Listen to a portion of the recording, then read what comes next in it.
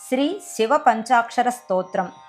నాగేంద్రహారాయ త్రిలోచనాయ భస్మాంగరాగాయ మహేశ్వరాయ నిత్యాయ శుద్ధాయ దిగంబరాయ తస్మై నకారాయ నమః శివాయ మందాకినీ సలిల చందన చర్చితాయ నందీశ్వర ప్రమథనాథ మహేశ్వరాయ మందార ముఖ్య బహుపుష్ప సుపూజితాయ తస్మై మకారాయ నమః శివాయ శివాయ గౌరీ వదనారవింద సూర్యాయ దక్షాధ్వర నాసకాయ శ్రీనీలకంఠాయ వృషధ్వజాయ తస్మై శిఖరాయ నమః శివాయ వసిష్ఠ కుంభోద్భవ గౌతమాది మునీంద్ర దేవార్చిత శేఖరాయ చంద్రార్క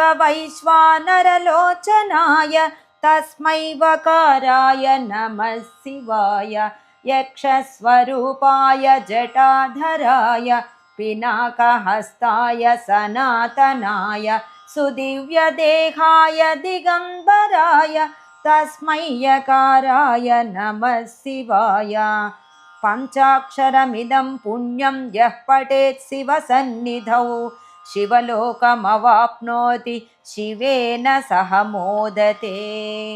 ఇది శ్రీమదాదిశంకరాచార్య విరచిత శ్రీ శివ పంచాక్షర స్తోత్రం.